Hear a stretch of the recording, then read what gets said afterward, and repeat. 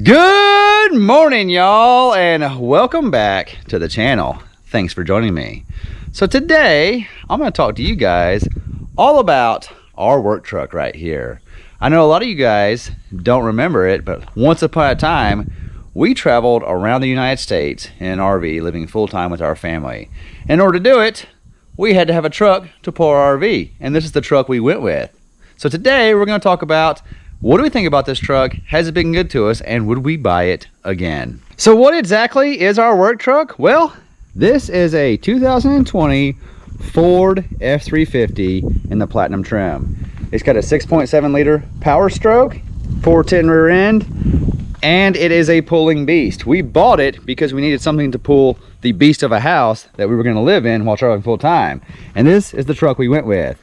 As you can see, nice platinum interior. We have the seats covered up because we work for a living now. We don't want to ruin those seats.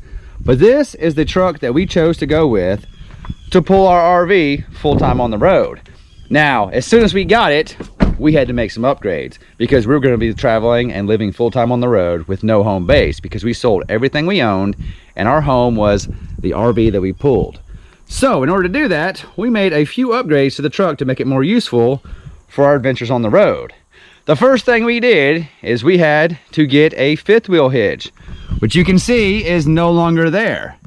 But our truck came from the factory without the puck system, so our only choice was to go with a B&W turnover ball, which we had installed at the local dealer when we picked it up. Then we put the B&W turnover ball fifth wheel hitch in the bed of the truck, and it was awesome. It pulled the RV like amazing. It was a great hitch to have because it had so much adjustability on height and position in the bed, which made pulling our giant momentum very easy to dial in to see pin weights and all that stuff right there. The second thing we did is we installed this toolbox right here because we were traveling full time, so we need to make sure we had all the tools we needed to take care of any situation we might have while on the road. Good for us, we never had a major problem while on the road. We did have some problems while on the road, but there was never when traveling, so that was always good. But we installed this right here, and the reason it's low is because we used to have a backflip bed cover that flipped over. The reason we had that is because when we weren't pulling the RV, we needed a trunk because all of our adventures involved us putting stuff back here that we don't get rained on. So when we weren't pulling the RV, we basically had a extra storage space that we could put stuff inside our bed and not have it rained on. The biggest upgrade we did is we put an onboard air system on this truck. So we installed airbags because our RV was heavy, and we installed an onboard air compressor, and we decided to add some extra bells and whistles to it. So we decided to add this external air chuck so that we could run lines to fill up tires or run air tools or whatever we needed it for to have air system pressure available at anything that we were doing. Awesome, because we filled up the RV tires at every move, which was great because it seems as we traveled they were always fluctuating with temperature. We also installed our airbag control system right here in the back seat. So right here is your airbag pressure, right here is your system pressure, and this is how you inflate and deflate the airbags. And then since we had an onboard air compressor, one more option was available to add because we were already there. We decided to install a train horn on this truck because when you have a truck this big, of course you need a train horn. It really makes the truck awesome. And we did that by tapping into our upfitter switches. So this right here is for the train horn, and this right here is to arm the compressor. So it runs off a pressure switch, and when it needs to build pressure, it does. And whenever it's done building pressure, it just turns off. And that is how we ran everything. And the last thing we did is we installed a steering stabilizer kit in the front because we'd heard so much about the Ford death wobble, and that was one of the things that was suggested to possibly keep that from ever happening. It's not going to stop it, but it will help it when it does happen. And that is all we did to this truck before we started traveling full-time in an RV.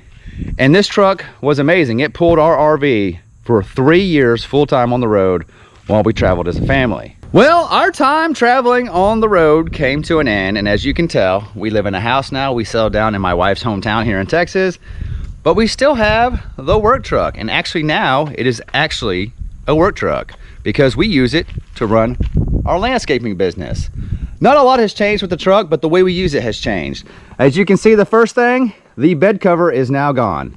The back flip was an awesome bed cover, but if you decide to use it every day, not the best choice because you have to flip it over so many times all day long.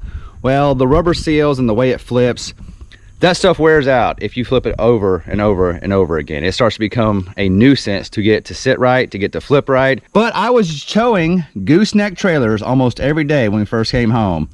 And I also have diesel tanks that I sometimes carry back here for some tractor work I do. And it just became cumbersome to always be dealing with the bed cover. So one day I decided to take it off to see if it'd make life easier. And well, it did. So the bed cover is now gone, and we use the bed like a normal person with a truck to hold things like a jack that I use for my business. Also, you can see there's no more fifth wheel hitch because we no longer need that, so we got rid of that as well. So now the bed of the truck is actually a bed of the truck. We have a toolbox and we have a place to store outside things. The air system is actually used more now than it ever was used while on the road. So this was an awesome upgrade because we tow heavy all the time. We tow as heavy as we ever towed with the RV, but now it's tractors and hay and all kinds of stuff like that. So the airbags get used all the time, but this gets used a lot. I've actually changed this out every 6 months because of how much we're using it. Because I use it now to blow out tractors, to fill up tractor tires, to fill up mower tires. Anytime I need air, I have air with me. So this actually gets used quite a bit. The only downside is I wish I had a bigger tank because that's how much we use it. So we have a 2.5 gallon tank. I kind of wish I had about a 5 or a 10 gallon tank because we run out of volume a lot faster than we run out of pressure. And then as you come up front, you will see we have the seat covers on, and that's because we run a lawn care business and we want to keep the inside of this Platinum truck looking great. Now, a lot of people see me mowing yards in this F350 Platinum and think that I'm a little extra because I run a landscaping company with a Platinum truck. I didn't buy the Platinum truck from a landscaping company. I bought the truck because it was the one they had available and it matched my RV. We had a really nice black and white Grand Design Momentum, and when they were paired up, this truck and that camper looked like they were built for each other. That's really the only reason why we got the black one, because it was available and it was the only one on the lot. When we bought this truck, it was 2020. I don't know if you guys know what happened in 2020, but things became hard to find because things were shut down and things weren't being built. So we got this truck because it was literally the only one available and it matched the camper.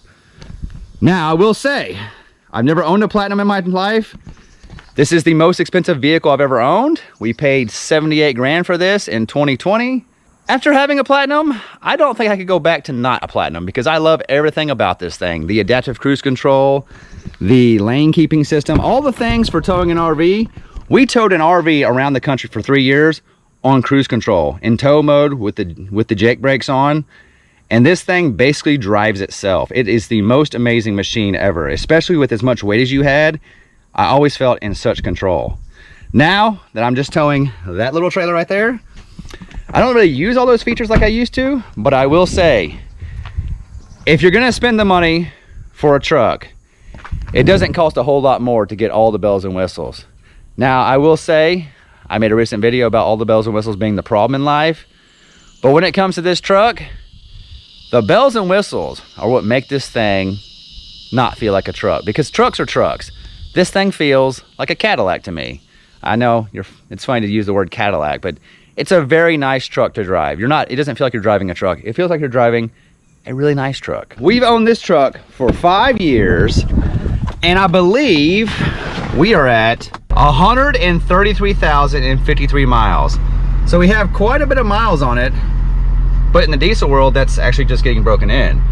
But this is a very nice truck. If you've never seen the inside of a Platinum, this is it. It's got all the bells and whistles. It's everything Ford has to offer. We've got the giant moonroof. Let's see if we can open it. There you go. That's actually awesome, but not for most things you would think of. We actually keep that open to film because now you can see me. And when I close it, you can't. But when we're working, we actually keep it closed because it makes the inside of this truck so hot to have the window open all day. But this is it. We even have Bob right there. In case you guys don't remember back in the day, Bob used to ride around on all our adventures with us. But this is the inside of the Platinum truck. It's a very nice truck. Very nice truck. The 6.7 has been amazing. We stay on top of all of our maintenance. We do our oil changes and our fuel filters ourselves. So it's really easy to take care of this thing. And if you don't know, you can just watch a YouTube video and they'll literally tell you step by step. It's the easiest things in the world to do. This truck has been probably the best truck I've ever owned. It's also the most expensive truck I've ever owned. But after 5 years and 130,000 miles, we do have some character on this truck now. Some things you can see, some things you can't see, some things I choose to cover up, but little stuff like that. Like you have some wear on the handles. I don't know, I think that's from my knee. I think that's from my knee riding right here when I'm driving, rubbing on that. Which is crazy, because you gotta think, how many miles did my knee rub there to rub the paint off? And back here in the back, yeah, the door's okay right there. But you see over there, that's the kid's car seat on that one right there. So the inside has some character marks because, well, it's taken us a lot of places, so that's to be expected. I also have several character marks on the outside. Some you can and can't see. You guys probably can't see that right there, but there's some marks there that whenever it's really clean, you can see them, that a animal, more specifically a cow with horns, decided to come over here and check out my truck. Also, I have a mark right there that is from a horse that also decided to check out my truck. We've had some things go wrong with the truck, my fault. I got stuck one time, and when I got pulled out, we ripped the front air splitter off. That was $200 to fix that. This side, I'm not sure I have any character marks on this side. This side's been pretty good. I will say the front of these fenders right here, not from working right now, but from our time RVing, when you travel the roads in America, the front facing parts of both fenders, if you wash those aren't great. And all my polishing and everything I have, all my tricks to make paint come back to life, something about what that hitting the front wind, it's the same up here on the Super Duty part. Like, so that part right there on the fenders, and then this section right here, whatever it is that driving down the highways of America does, it's like road grime and like little nicks. It's just terrible for the truck. So if you're going to travel full time, I would consider doing some sort of clear covering there or ceramic coating at least these areas, because that was the most wear we've ever had. All the forward facing painted areas just took a beating the whole time we traveled. I have a few character marks back here on the tailgate because, well, we actually use our truck now. Not terrible, but like I have scratches down here, scratches right there.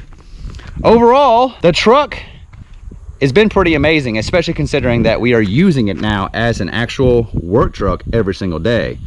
But it did have some character marks added from our time traveling the United States.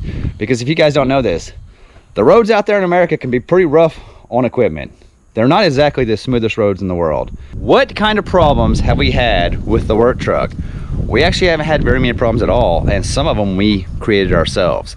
So the first big problem we had that cost us money is I ran the brakes too long before changing them and ended up destroying the front rotors. It was on a long trip from West Texas back to regular Texas, which if you guys don't know that, that's an adventure in itself, just getting across Texas. When we left there, I'd heard the squealers telling me the brakes are getting low. When we got to where we were going, which was almost 1,000 miles later, when I hit the brakes at the first RV park we stopped at, I heard a grinding. Well, we went a little bit too long and cost us 2 new rotors and new brake pads up front, and we went ahead and did the brakes in the back. But because we were at an RV park that wouldn't let us work on the truck ourselves, we had to bite the bullet and pay Ford to do it because the RV park had a no working on vehicle policy. So that little mishap cost me about $1,200 because I had to pay Ford to change my brakes. But we learned a lesson. If you're pulling very heavy all the time, the recommendations for service in the manual, you have to speed them way up, way up, because we were nowhere near the suggested life cycle of the brakes. But because we were pulling, we wore them out a lot quicker. So the brakes cost us money. The next big thing was right around 100,000 miles, we had a knock sensor go bad, which created a check engine light, which we were able to reset until we got to a dealer and they swapped it out. I believe that might have been covered under warranty, or yeah, that one was under warranty. It didn't cost us any money. We had one of those cab lights go out. It cost me $75. Changed that out in the dealership lot. Not a big deal. And that's all the major problems that we've had with the truck. The rest of it is all consumables. So we are now on our 4th set of tires. These are actually the upgrade we just did. These are Mickey Thompson Baja Bosses. They are in the 255/85 on R17s. These are actually 34-inch tires, and they are the biggest tires you can put on a dually and not have to run spacers. And as you can see, they don't stick outside the wheel well. And the reason we got those is because we use the truck as a work truck. We went through 3 sets of the Michelin ATX tires that come on at factory, and they were great for pulling the RV down the highway, not so great for pulling anything out here on grass. This thing gets stuck on flat ground with those Michelin tires. The Michelins were okay. They're 60,000 mile tread life warranties. The most we ever got was 44,000. We got 44,000, we got 40,000, and our last set only made it 30,000. And because it only went 30,000, they actually gave us a credit, so we went ahead and upgraded to these tires right now. And time will tell if these tires are actually worth it, or if the dualies just do a terrible job on tire life. We are also on our 3rd set of shocks. So after our 1st year out, we upgraded to the Bilstein shocks all the way around. And I think we're on our 2nd set. Each set of shocks gets us around 50,000 miles, and they're pretty much, you can tell in the ride and usually in the back. The telltale is one of the ones in the back, if you're pulling a lot, will end up, it'll be like it's not working. Like you'll hit a bump and you hear it bottoming out. So that's the reason we've been changing it. Around 50K, one of the shocks is either leaking or blown out, or it's just not working, so we changed the whole set. We are also on our 3rd set of batteries on a 5-year-old truck.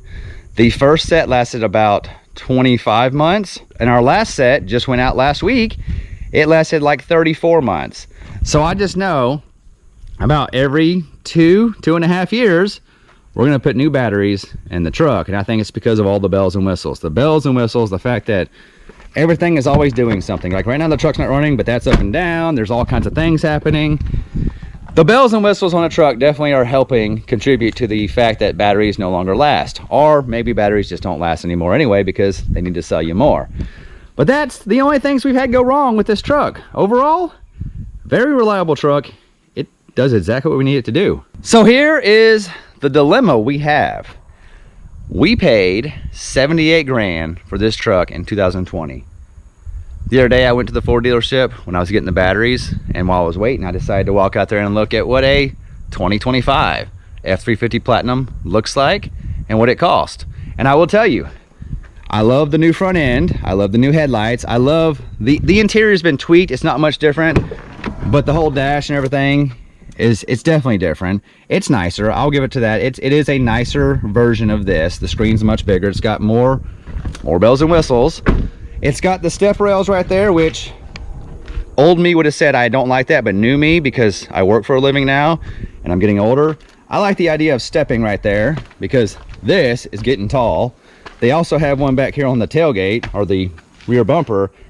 That's awesome. I like the idea of that because my old man in me is, that's practical. That's awesome. Even though they copied Chevrolet when they did that, I like the idea of being able to use a step rail and not using the tire.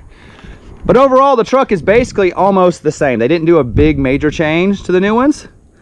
Do you know how much they cost?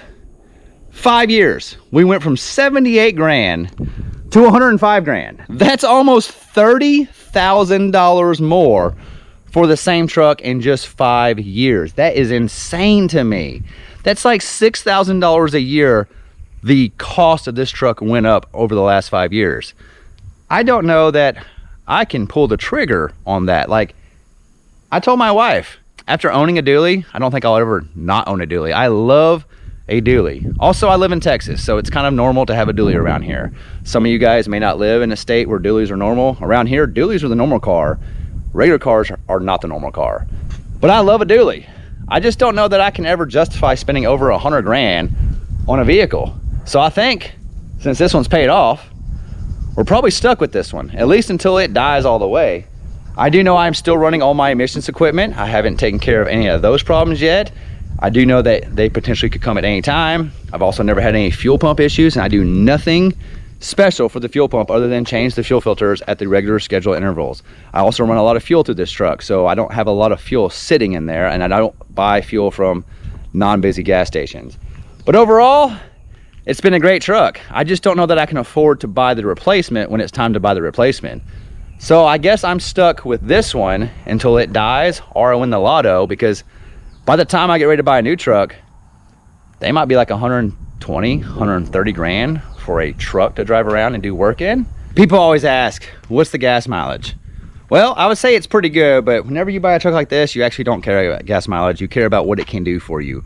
But I will say, when we've traveled with the RV, as soon as you hooked it up, the gas mileage was 10 miles per gallon or less, depending on what kind of mountains you were driving through or how flat it was. Without the RV hooked up and we were in eco mode, just driving normal but going on adventures, we could get around 18 miles a gallon. It depends on how much stop and go we had, but if we were just going on nice casual adventures, about 18 miles a gallon. Now, it's gotten much better pulling this trailer, but that's a much smaller trailer. We get around 12, 13 with that trailer on. This is not a gas mileage queen. This thing drinks diesel almost faster than you can pump it. But I love this truck. I would never not own this truck. I don't want to replace it, but I know at some point I'm going to have to. It's just one of those things. These things aren't built to last forever anymore. I know we like to think that if you spend that kind of money, that this would last longer than it should. To me, if this thing made it 10 years, I would think that'd be a blessing. So I got 5 more years that I'm hoping to get out of this truck before I have to bite the bullet and replace it with something else. And then maybe then there'll be a completely different design that I may or may not like, and I'll just keep the truck even longer, because at the end of the day, a paid for truck is always better than a truck that you're paying for. If you're in the market for a dually and you happen to like Ford or GMC or Dodge, they are a very nice truck to have. I did see a GMC the other day that I said, whoa, that's a good looking truck.